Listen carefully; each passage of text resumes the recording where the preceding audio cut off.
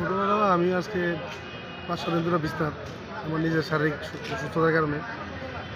তো হঠাৎ করে আমার কাছে একটা ফোন যায়, আমাদের স্ট্যান্ডের গাড়ি স্ট্যান্ডের থেকে প্যাসেঞ্জার নিয়ে বাদরগা যমুনগর স্টেশন থেকে যাচ্ছে।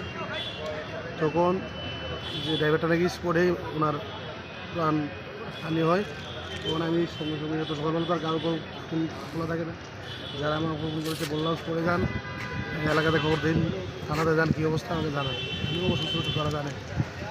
আমাদের সিন্ডিকেটের যিনি আছেন শাখার দায়িত্বে নাগরজলার বিকাশ সোম, ওনাকে ফোন করা হয়, ওনার বাড়িতে লোক পাঠানো হয়, যারা আছেন নেতৃত্ব ওনাদেরকে খবর করা হয়।